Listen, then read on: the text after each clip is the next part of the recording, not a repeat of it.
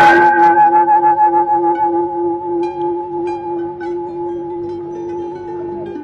ောဂီသူတော်ကောင်းအပေါင်းတို့ယောဂီသူတော်ကောင်းအပေါင်းတို့ယခုဓမ္မရိပ်သာကြီး၌တရားဝင်တရားအားထုတ်ရရှိကြကုန်သောယဟန်ရှင်လူသူတော်ကောင်းအပေါင်းတို့အားအိယာမထကြရန်အတွက်အချက်သေးစီမောင်များတိခတ်လျက်နှုသောအပ်ပေပြီသူတော်ကောင်းတို့သူတော်ကောင်းအပေါင်းတို့အိယာမထကြပါကုန်သောမျက်နှာများသိကြပါကုန်သောဦးလည်းများတန့်စင်ကြပါကုန်သောအိယာမထပြီးကြလို့လိုအပ်တဲ့ပြုဝဲကိစ္စအဝဝတွေကိုကျင့်ကြပါလောဆင်းကြပါလောအစင်းဖြင့်ဖြစ်ကြပါလောယောဂီအပေါင်းတို့ထက်ကောင်းငင်အာကာဝေကဝိသန္တာဖူလမင်းကလည်း29စင်းသောအာတဝဏီဗရဏီကြတိကာယောဟနီမိဂတိပုဏ္ဏပု္ပ္ပယစသည်ထောင်းတောင်းကျေသာယနှင့်ကအပေါင်းတို့ခညောင်းခါရံပတ်လူလူကြီးကိုကြည်လပြီးတော့ဦးအမောင်လူသားယောဂီများတို့အိယာမထကြပါလောအမောင်လူသားအိနေခဲ့တဲ့နေ့တွေရက်တွေလတွေနှစ်တွေကိုပြန်ဒီကကနန်းချ၍မှန်းဆလို့ကြည်လိုက်တော့သဗ္ဗံသာနာတိသဗ္ဗညုဆိုတဲ့ဘုရားရှင်ပင်လင်တွေးမရတဲ့အဖြစ်နဲ့ကြုံရတဲ့ကြည်လိုက်တဲ့တန်တရားပြီးခဲ့တဲ့အချိန်လေးကလည်းဘယ်လောက်တောင်ကြာခဲ့တယ်လို့မသိတန်တရားရှိသမျှအနေတွေစက်လို့မှု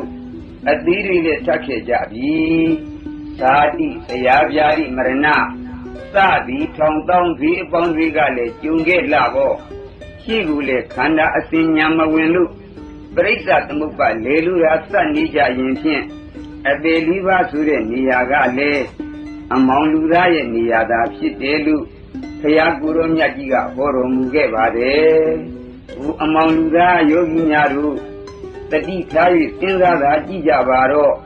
အေးကြီးမဝလို့အိယာကမထပဲခန္ဓာအစဉ်ညာမဝင်ခဲ့ရင်ဖြင့်အမောင်လူသားသည်ငရေတရိစ္ဆာန်ကြိတ်တာအတူကဲဆိုတဲ့အပေလေးဘုံကိုကြားရမယ်ပြီအကျိုးတို့အကန်းတို့အာတို့အနူးတို့အရွှဲတို့အစွန့်တို့ဖြစ်ကြရအောင်မဲ့ပြီဇာတိဆိုတဲ့ဒုက္ခဆရာဆိုတဲ့ဒုက္ခယာတိဆိုတဲ့ဒုက္ခမရဏဆိုတဲ့ဒုက္ခဒီဒုက္ခတွေနဲ့လည်းတွေ့ကြရအောင်မဲ့ပြီဩဘေးတွေကလည်းများလိုက်ပါပြီဒီဘေးတွေနဲ့အမောင်လူသားဧကံတွေ့ရကျုံရခံရအောင်တော့မယ်ဦးအမောင်လူသားယောဂီများတို့အေးရင်မဝလို့အိယာကမထပဲဒီတီလုတ်၍နေကြရင်ဖြင့်အမောင်လူသားရဲ့ရှိရေးဟာတကွက်ကလေးမှရတဲ့အေးစရာမရှိပါလားအမောင်လူသားစဉ်းစားပါလို့လူကြပါလို့ခန္ဓာအစဉ်ညာမဝင်လို့ပရိစ္ဆသမုပ္ပါမယမနာဆက်ခါသာသွားနေကြရင်ဖြင့်ဝိညာဉ်နာယုတ်သလာယတနာဖတ်တဝေဒနာခန္ဓာတွေဟာဖြင့်မရေမတွက်နိုင်အောင်ကျင့်ပန်းများစွာရကြအောင်တော့မယ်ဒုက္ခတပိလနထောကိညာပုဂ္ဂိုလ်ကိုညာရာမဖက်ရက်ဆက်ယုတ်မှာအမြဲတမ်းနှိမ့်ဆက်ခြင်းခံရတာဟာလေခန္ဓာရတဲ့ပုဂ္ဂိုလ်မှာပဲတဲ့ဒုက္ခတသင်္ကတထောအနာယောက်ျားလက်သမားဤဆူရွာယုတ်မှာအမြဲတမ်းအနှိမ့်ဆက်အပြုပြင်ခံရတာဟာလေခန္ဓာရတဲ့ပုဂ္ဂိုလ်မှာပဲတဲ့ဒုက္ခတသန္တာပထောကိလေသာမိဒုက္ခမိတို့ဤညီညီတောက်ကြောင်အမြဲတမ်းအလောင်းခံရတာဟာလေခန္ဓာရတဲ့ပုဂ္ဂိုလ်မှာပဲတဲ့ဒုက္ခတဝိပရိနာမထောငကူခန့်ကိုင်မတီးနိုင်ပဲရိမ့်ရိုင်ကျူကွဲအမြဲတမ်းပေါက်ပြန်ပြည့်စည်နှိမ့်ဆက်ပြီးစီးခြင်းခံရတာဟာလေခန္ဓာရတဲ့ပုဂ္ဂိုလ်မှာပဲတဲ့ဦးအမောင်လူသားယောဂီများတို့ဒါကြောင့်ဘုရားသခင်ကိုယ်တော်မြတ်ကြီးကပရိသံဗရာမေပါဠိတော်ကြီးမှာကပနသနတတိတဒုက္ခဒသနေနအထီးရန်တကောင်းကျွဲ့လူစင်းရဲ့အမွဲနဲ့တူးတဲ့ဒုက္ခသစ္စာလို့ဟောလိုက်တော့ငွေစက်ကူမပေါ်လို့အမွဲလို့ဟောတာမဟုတ်ပါဘူးတဲ့ဦးနာတိမွဲကွဲစတဲ့ဒုက္ခဘေးတွေနဲ့တွေ့ရကြုံရတဲ့အခါဘယ်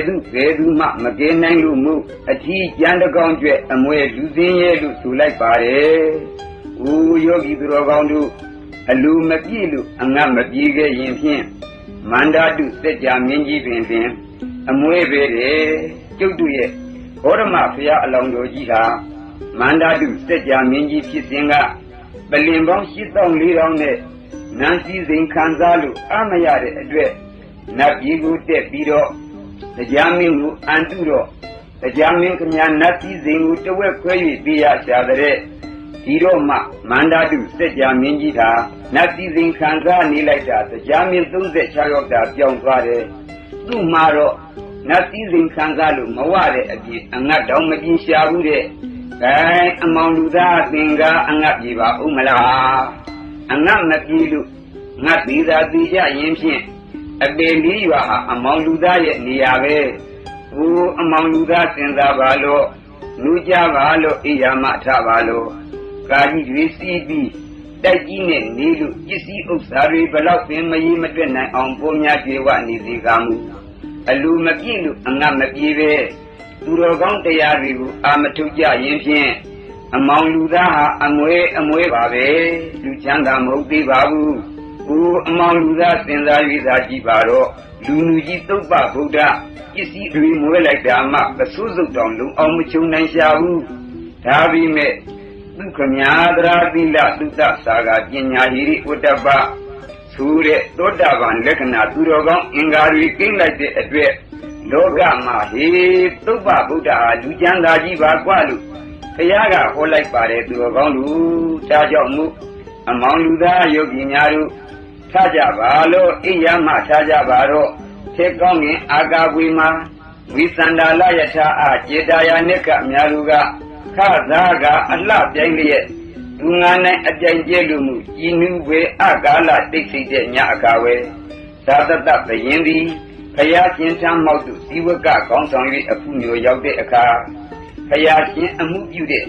ယဟန္တာအရှင်မြတ်တို့ဖလသမပဝင်စားကယဟန်တရားများအထုနေကြသလိုကျုပ်တို့သူငါယောဂီတွေမှလည်းဇာတိဆိုတဲ့ဖြစ်ချင်းဒုက္ခကြီးမှလည်းလွန်မြောက်ကြရအောင်ဖြစ်ချင်းဒုက္ခကြီးမှလည်းလွန်မြောက်ကြသဖြင့်တရားဆိုတဲ့ဥခြင်းဒုက္ခကြီးမှလည်းလွန်မြောက်ကြရအောင်ဥခြင်းဒုက္ခကြီးမှလည်းလွန်မြောက်ကြသဖြင့်ယာတိဆိုတဲ့နာခြင်းဒုက္ခကြီးမှလည်းလွန်မြောက်ကြရအောင်ယာတိဆိုတဲ့နာခြင်းဒုက္ခကြီးမှလည်းလွန်မြောက်ကြသဖြင့်မရဏဆိုတဲ့သိခြင်းဒုက္ခကြီးမှလည်းလွန်မြောက်ကြရအောင်ဟိုယောဂီသူတော်ကောင်းအပေါင်းတို့ဇာတိဇရာဗျာတိမရဏသတိထောင်တောင်းဥနာပေမွေကွဲဆိုတဲ့ဒီအပေါင်းတို့မှာကောင်းကောင်းကြီးလွန်မြောက်ကြရအောင်မိမိရဲ့ခန္ဓာအစဉ်မှညံဝင်လို့ဖြတ်ကြပါစို့ယောဂီအပေါင်းသူတော်ကောင်းတို့ဟိုယောဂီအပေါင်းသူတော်ကောင်းတို့ယခုလူဓမ္မရိပ်သာကြီးမှာလာရောက်ကြပြီး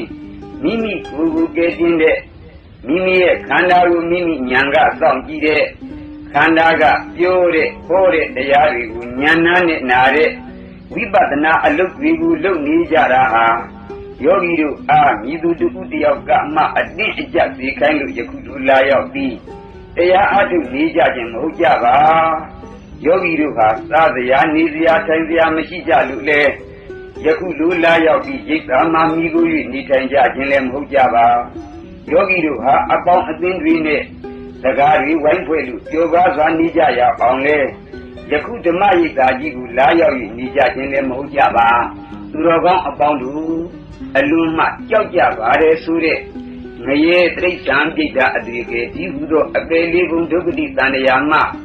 လူမြောက်ကြအကျိုးအကံအနုအရွှဲအစွန့်စတဲ့အဖြစ်မျိုးတို့ကိုမဖြစ်ကြတော့ပဲသူတော်ကောင်းတို့အလွန်လိုချင်ကြပါတယ်ဆိုတဲ့ဒုက္ခဆိုလို့မြူမမရှိတဲ့နိဗ္ဗာန်အလွန်အေးချမ်းတဲ့နိဗ္ဗာန်သုတိပြည့်ကျွေးမသိနိုင်ပဲခိုင်မြဲတဲ့နိဗ္ဗာန်လုံရတန်တံပုံဟံနမိတ်ကင်းစိတ်တဲ့နိဗ္ဗာန်လောင်စာသိမ့်လို့မြင်းငြိမ်းရာဖြစ်တဲ့နိဗ္ဗာန်ကြီးကိုဖြင့်ရောက်ကြရအောင်မသေးမီကာလကပင်တွေ့နိုင်ရနိုင်တဲ့နိဗ္ဗာန်ချမ်းသာကြီးကိုလူချင်းတောင့်တရောက်ချင်းကြလို့ယခုလူဓမ္မရိပ်သာကြီးမှာလာရောက်ကြပြီးတော့ယောဂီတို့ဟာတရားအားထုတ်နေကြခြင်းဖြစ်ပါတယ်ယောဂီအပေါင်းသူတော်ကောင်းတို့ဟိုယောဂီအပေါင်းသူတော်ကောင်းတို့ကြိုးစား၍ရှုပွားကြပါတရားအားထုတ်ကြပါ